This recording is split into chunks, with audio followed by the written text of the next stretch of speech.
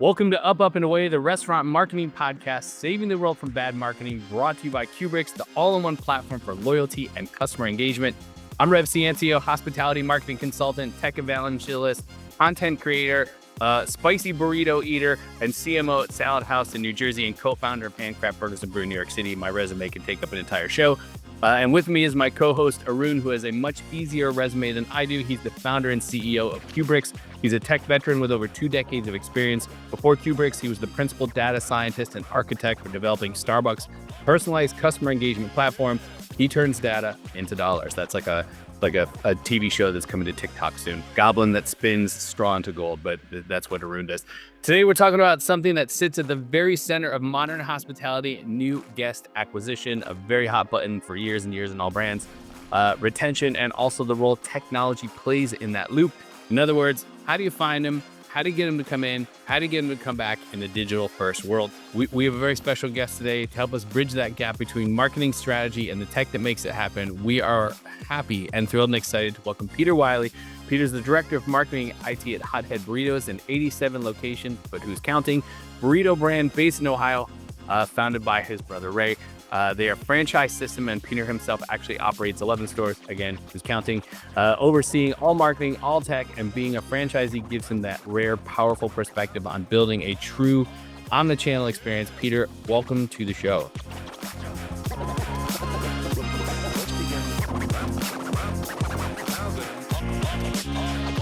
Thank you very much. Appreciate you having me. Amen. I'm like mega excited you're here today. You and I met over the summer. We've had a number of interactions. I ended up driving to one of your stores. You gave me one of your shirts. We have like a special relationship. You promised to autograph it. But I want to start off really, really big. What is your favorite channel or move or both for new guest acquisition? That's a good one. We're really trying to play with the influencer space right now. So I would say that's my favorite because it's new, it's interesting. If you've been in restaurants for a while, you can buy digital ads, you can, do billboards, you can do print ads, you do all this stuff we've been doing for years, right? A couple decades for some of us. The influencer space, while challenging and hard to measure ROI to some degree, it's definitely kind of a fun way to do it. And I guess that kind of bridges into social media.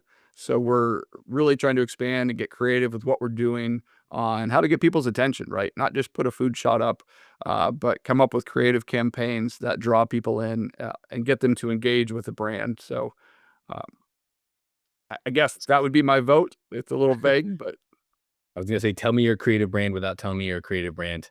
How do you, I mean, I could talk influencer marketing all day. I am one. How do you guys like find and vet influencers? Like you have 87 stores. It's not like you have one. It's, like if you're just in Dayton, it's like, okay, find me 3 people in Dayton. Like, how do you do that for 87 stores? yeah, well, first we have an ad agency that we work with, and so they're good at a little bit higher level, right? So they found us a great one in Ohio that has most of his followers in Ohio. That's a big deal. It's easy to find influencers. It's hard to find influencers who actually affect your markets. You may go get some, big player or college player or some foodie that's national, and 100 or 90% of their stuff is outside of Ohio. So they were able to narrow down a couple options. We have a local DJ we'd worked with for the last couple of years. Then we found more of a foodie who does food reviews, more in Northeast Ohio and Northern Ohio and Columbus area. We're based in Dayton. And he's been very effective. It was great. It was really our first, I would say, not big one, but a little bit bigger one. And he loves the food. He loves us anyways, so that makes it easy.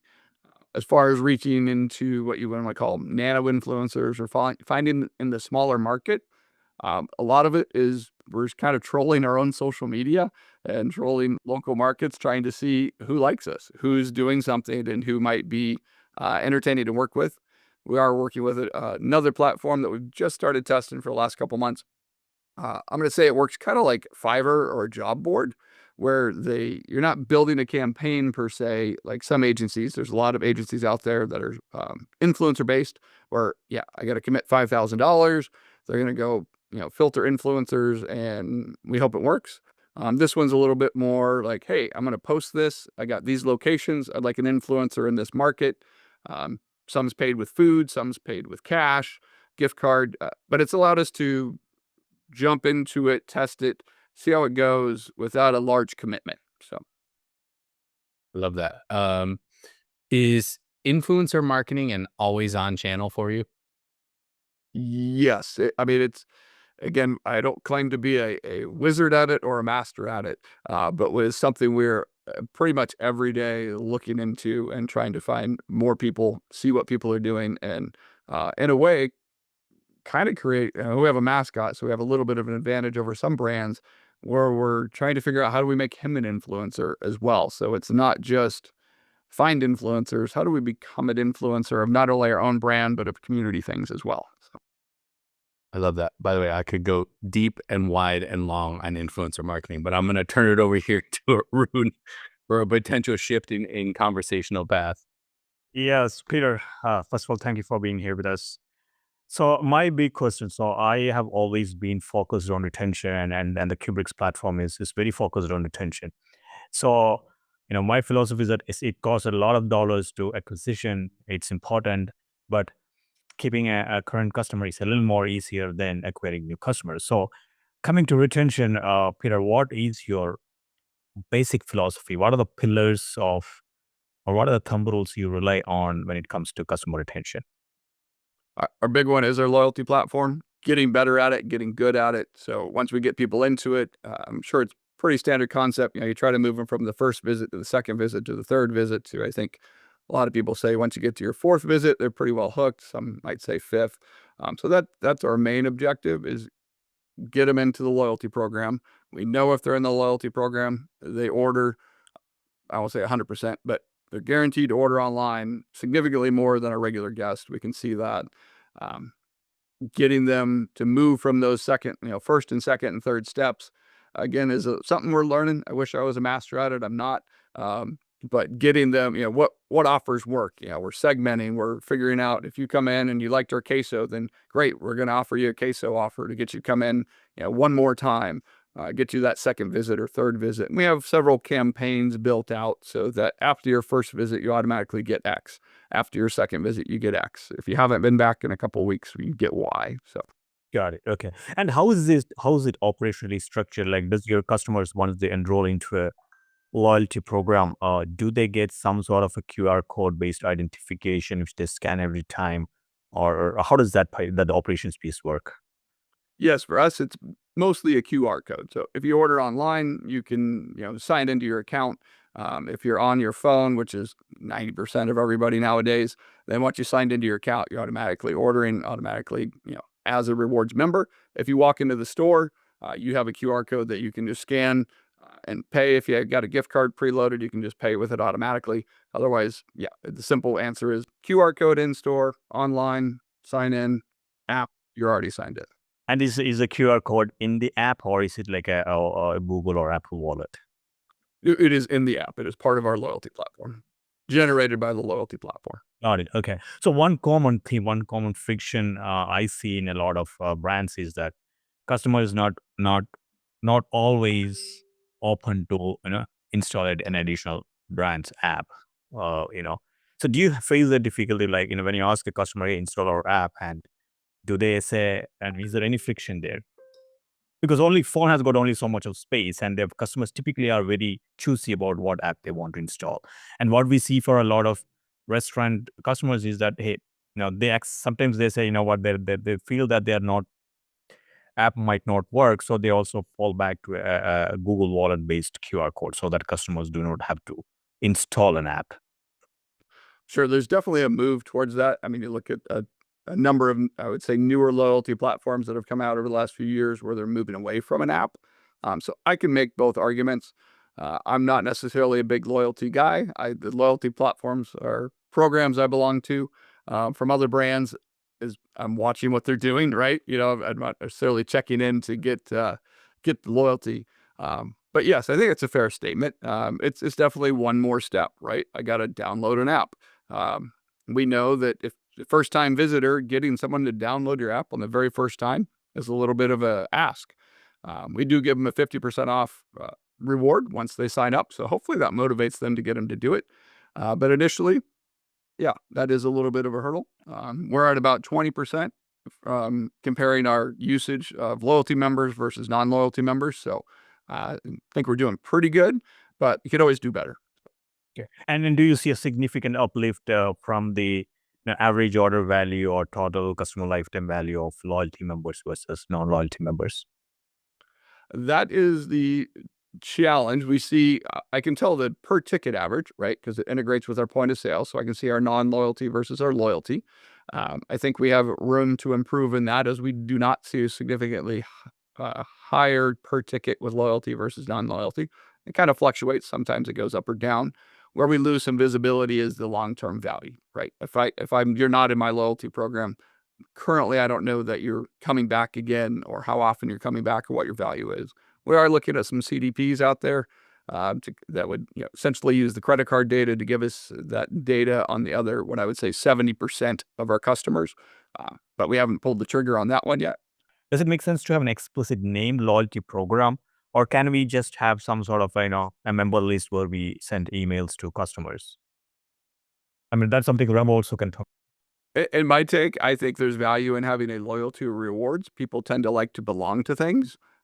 Again, I could see that maybe shifting a little bit over the last few years. Email, there's certainly, I have friends in all kinds of areas of marketing that, just harp on building your email database, build the email database. Don't worry about loyalty, because once you get them in email, now you can work on getting them in the loyalty. So, but I do think there is value in actually having a program that is clear, that's understood, and it's simple and easy to use. Okay, interesting. Okay, and what are the tech, philosophy and challenges around loyalty? I mean, are you big on having an omnichannel unified customer experience? We do the best we can. I mean, our loyalty works in store, online, and in the app. It doesn't work with, say, DoorDash or third parties, of course. There is some push to maybe make that happen with some brands. Not something we've really explored, but it's as omnichannel as I think we can get it technologically right now. What is one of your favorite retention playbooks? Right now, I think we're trying to get them, what do you like? Why are you coming to our restaurant? Are you coming in for a specific sauce that we may offer? Are you coming in for a specific protein? So rather than offering generic things like, hey, come on in again, it's like, hey, Billy, you really like our sweet habanero sauce. Come in today, order a burrito, and you get 50% off or 20% off or free cookie or something like that. So we're trying to personalize it as much as possible and get better and better at that, and do some comparison, right? Do the A/B test. Did we get a better result when we make it really personalized, or are just as well off to send a bulk offer? I was just wondering, Peter, is that, have you, as somebody who spent a lot of time developing personalization solutions to, big brands, and also developed something in our own like Qubriux platform, have you seen that uplift when you did A/B testing on personalization? We see people coming in far more when they do get a personalized offer or something that's relative to them. If you don't like guacamole, there's absolutely no motivation for you to come in and take advantage of free guac. Um, there is I guess the flip side of that. If you haven't tried our guacamole, I may get you to try it with that offer. So we have National Guacamole Day coming up, right? It's a national day every day of the year, it seems like now. But there's National Guacamole Day, National Queso Day coming up. So on those days, it won't be a personal offer. It'll be more of a generic offer that says, hey, come in today, try our queso for free on a burrito or bowl. And hopefully we'll hook some of those people who haven't tried the products. But on more of an incentive basis, where I want to try to move them from one visit a month to get them in twice a month, we'll go more of the personalized and say, hey, we know you like queso, so come in one more time this month and we'll give you free queso. So, By the way, it is today, the day we're recording this is National TV Dinner Day. oh, I don't have anything for that one yet, although we may be working on something. Probably won't be frozen and it won't go in a tray, but How do you find out why a guest chooses to dine with you? That's interesting to me, because looking at yeah. shopping data or purchase data doesn't necessarily, like, I'll give you a perfect example. There's a Greek spot in my town. I order from there all the time. Yes, the food's good. Yes, they're quick. Yes, it's affordable. However, the reason I choose them is I'm trying to eat low carb. They have no idea. They just think this dude really likes gyro in a dish. Yeah. How do you figure? I mean, that's a great $1 million question without specifically asking. So we've recently turned on surveys. We work with Momos as far as enabling some surveys, enabling some more guest feedback. So prior to using them, we didn't know. We had really no way of knowing other than some social media questions, or occasionally we'll do a survey online. But there's other platforms that do this as well. That gives you immediate feedback. How was your visit? Why did you come in today? And again, that's new to us, so I haven't leveraged it. So I wish I had a great answer. I feel like I should have a great answer as director of marketing at IT. I don't have an amazing answer for you, except that the new tool we're using, I think we'll get a lot more feedback as to be able to ask that question and get a real response. Okay, well, here's an invite for you to return to the podcast later when you have an absolutely rich case study of how to do it. Teach everybody. Yeah, no, it'll be good, and it's fun to hear that. It's fun to see what people are doing, and I think we're all fighting the same battle to answer some of these questions. So I like to see what other people are doing. I'm a little bit of a contrarian on the personalization thing. Nobody has yet to prove me wrong, so I'm waiting. But I look at it this way, and I'm going to give a really simple high-level example. Somebody would say, don't promote steak to a vegetarian, okay? Like, I actually think that's bupkis, because if I'm a vegetarian, I definitely have friends who like steak. And so if my veggie-friendly restaurant happens to serve something that my carnivorous friend likes, I'm happy to invite them. And so, to me, that's punching a hole through the argument, right? Yes. But again, I like to be contrarian sometimes. I was just going to weigh in on that from a general marketing standpoint. I've kind of come. There's a lot of push in digital advertising, right, to be very segmented, segmented and We'll go with targeted. it. It's a new word. Made up a word. Hashtag it. Cool. I'm copywriting that one. Trademarking. But it's at that point, to your point, you're kind of excluding people. If I run an ad that targets, I'm a 51-year-old guy who pretends to want to work out a lot, that's all. I'm only going to be 51 for, a year. Right.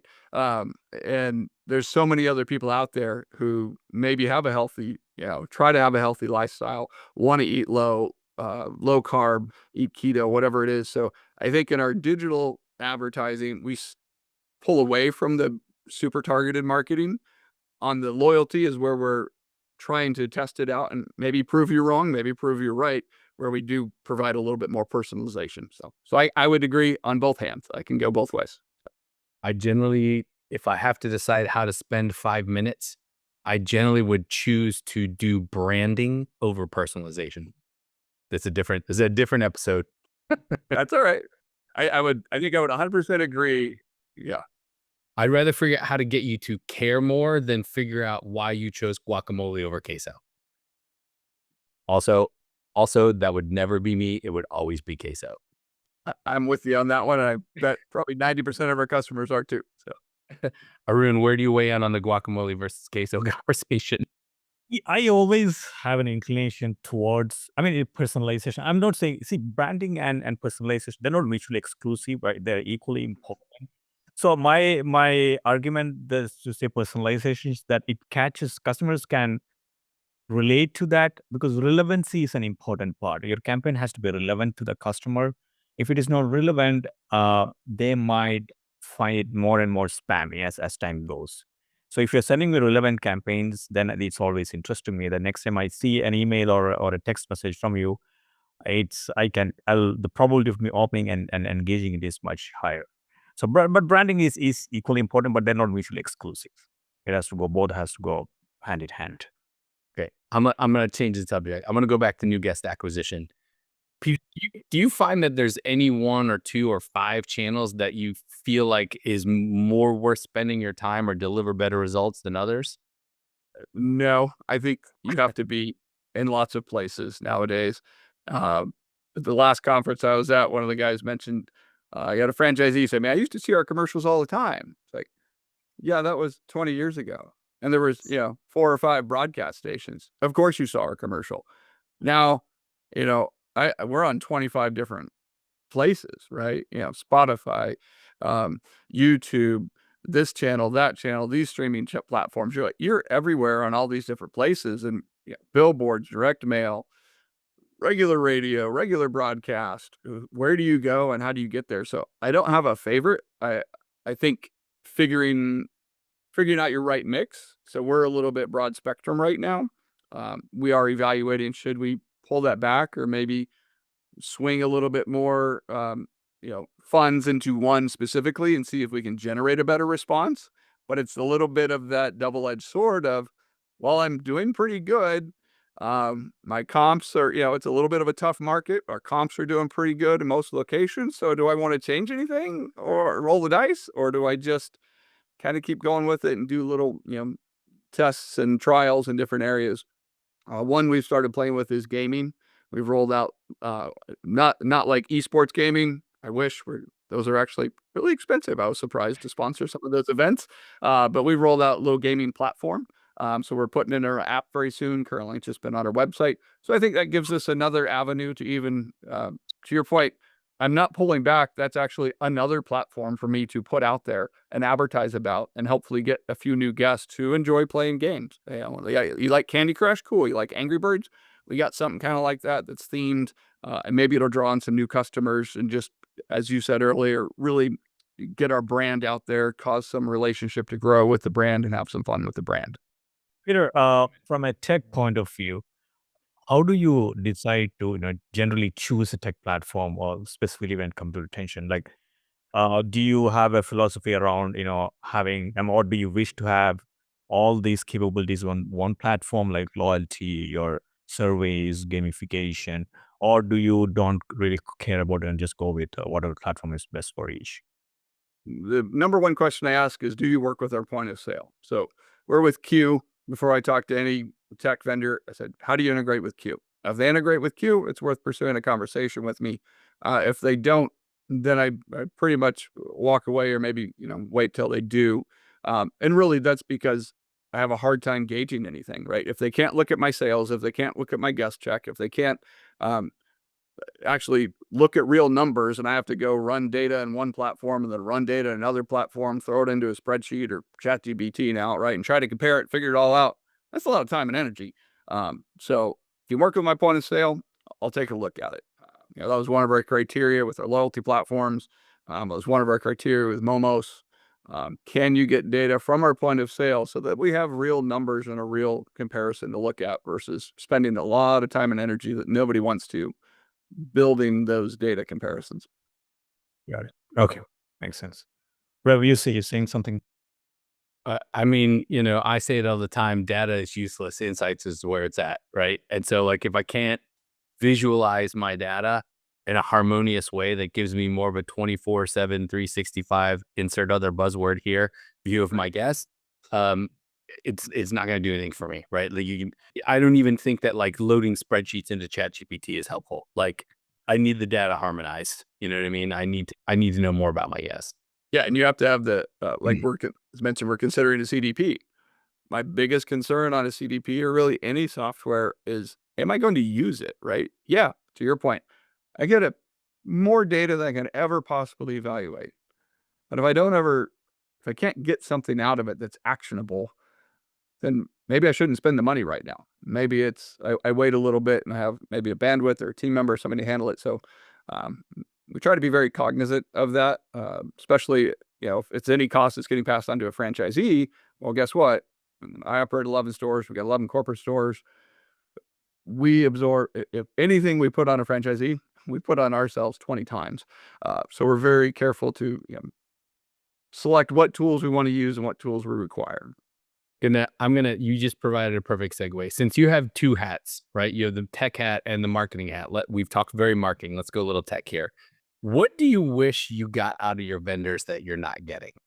Faster. Here's Peter's love letter to vendors. Dear vendors, please give me more X.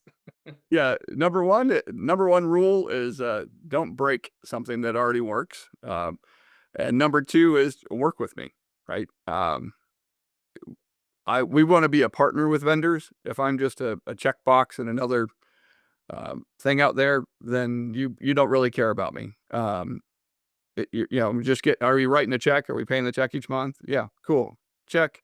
I found where we can work with a company or a brand or a product where they're willing to take some input, they're willing to take feedback to better develop the product, for ourselves, but typically, again, we're a restaurant, we're an operator, and their other clients are restaurants and operators.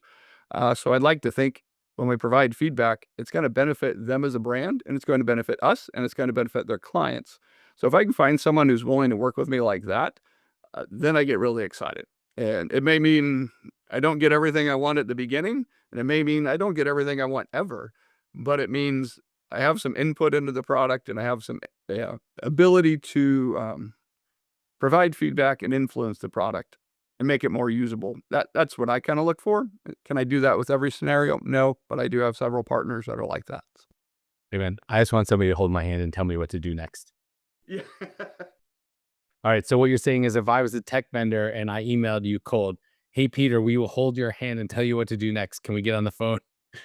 that's better than we are an AI generated blah, blah, blah, XYZ money and get done. Yes, you get a lot of the AI stuff now, right? This does X, Y, and Z. You're like, great. Yeah, but does your product work? And can you, to your point, walk me through it? I want to be good at it, whatever I do, not just write a check. So. I find you to be a proactive marketer and a curious tech guy. Yes. Are you kind of like always in the back of your mind shopping for new tech? Like, is that like, are you open to ideas all the time? Or are you kind of like, no, we're good. I'll tell you when we need something. I would say I'm pretty much open all the time, and that can be a detriment. You go to these conferences and you're like, that's cool. Oh, that was really cool. That was super cool. And then you come back and you're flooded with everybody wants an appointment. Everybody wants to do this.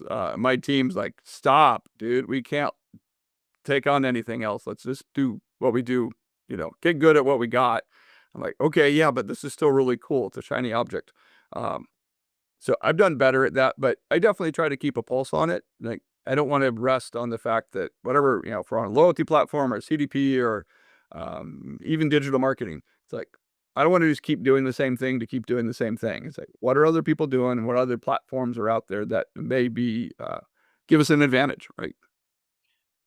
Peter, just since you took the name of loyalty platform and CDP, just for the clarity for our audience, will you spend some time in describing what it means by, from your perspective, what is a loyalty platform versus what is a CDP platform versus what is a retention marketing platform? Because there are different definitions, in the air. Different people think differently about it. But I would love to know your thought on this. Sure. So from a loyalty platform, it's once you get someone in the door, you want to get them to be part of your family, get them to be, adopt the brand, engage with the brand. And honestly, the goal is to find out who they are and find out more about them, right? So you can retarget them and get them to become a more regular customer. The goal with loyalty in my mind is for increased frequency, increased check, increased better experience. On the CDP, or the customer data platform, which is something historically we hadn't really looked at. It's really been the last couple months. I've been seeing a gap in our loyalty and our gap between the people we don't know about. And again, going to conferences, talking to different brands, some bigger brands, they're like, man, this really filled in the gap. So the customer data platforms are becoming more and more interesting to me. Trying to figure out, what's the right spend or the right budget, because it gives me access to not just the people who agree to download an app and become part of our loyalty platform, but who just frequent our restaurants anyways. Again, there's a lot of people who come to our restaurants all of the time and aren't part of our loyalty platform. I don't know, even as CDP, I may not know exactly who they are, but I can see that they're coming in all the time. I know what they're buying because their credit card, token tells me that, hey, they buy a sweet habanero burrito or bowl every time and they get queso. That's great data. Or on an LTO, if I roll out a new product, how many people buy it? And then how many people buy it again? It's great if they buy it, right? But if they never buy the product again, maybe it wasn't, the most sticky product. Maybe we should do something different. So that's loyalty and CDP. And then you were talking about ongoing marketing platforms. Yeah, Currently, it's rolled into our loyalty. So our email campaigns go out through our loyalty. Our push notifications go out through our loyalty. We're evaluating a couple different text platforms. I believe Rev's a big proponent of text. We haven't because Arun definitely is a text brand. Yeah, he also likes haven't. WhatsApp messaging, by the way. WhatsApp's cool. I use that for my family a lot. Works great cross-platform. I'd be interested in that one. Text, we didn't pull the trigger on initially when we launched loyalty, because we'd had a text club in the past and we did not execute it well. I was like, it's a substantial cost to bring in there. If I'm going to do it poorly, there's no reason to pay for it right now. So I'm not opposed to it. I think they do great.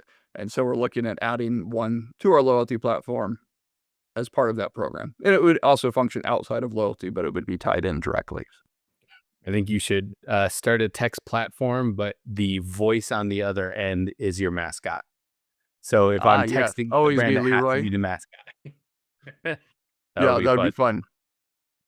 Peter, we could probably go for another hour here to asking you a billion questions. I'm going to ask one, then move us to a wrap. What was the last thing you ordered from Hothead? Probably the jalapenos. We have craft recipes where it makes it simple to order. I'll take that, right?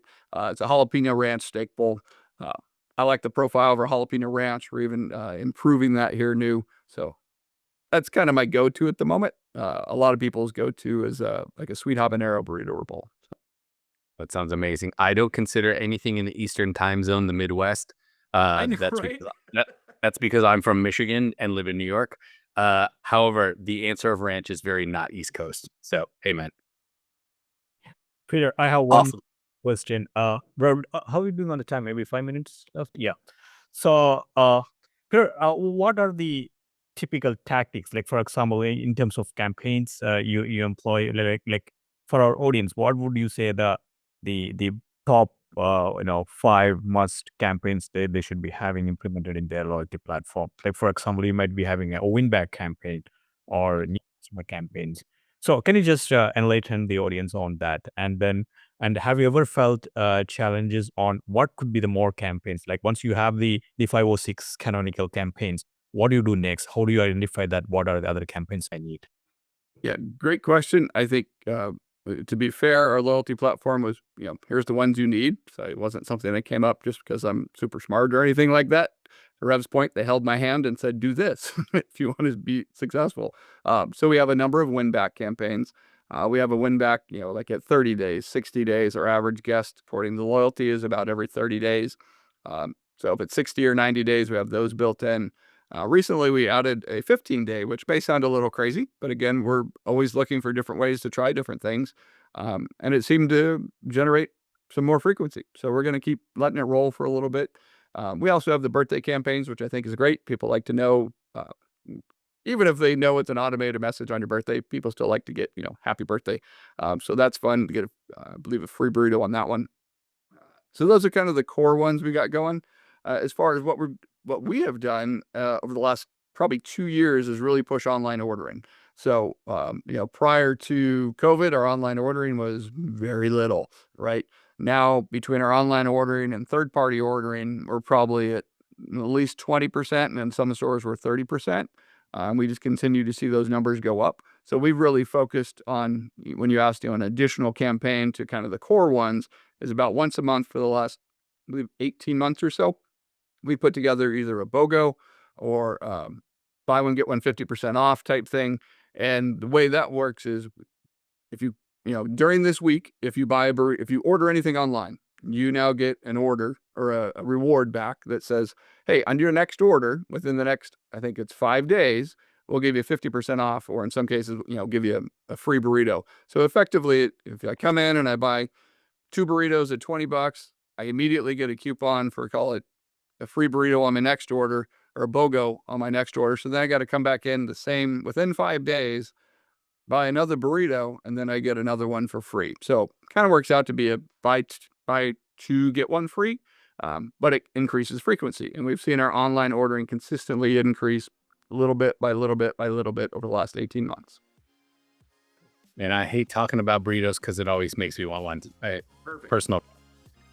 Peter, thank you so much for sharing your incredible thoughts with us. I knew that we were going to have a great show. I knew we were going to go in 10 different directions, so we really appreciate it. Thank you for being a part of the show today. Listeners, if you enjoyed this conversation, can you please share this episode with a friend who might also find it helpful? Remember to give us a rating right now. This is the hospitality business, so we do ask for feedback and ratings. That helps us to spread the word to others who might find this valuable like you do. And make sure to hit subscribe on your favorite podcast player so you don't miss an episode from us. Cheers. Thanks, Peter. Thank you very much. Have a great day.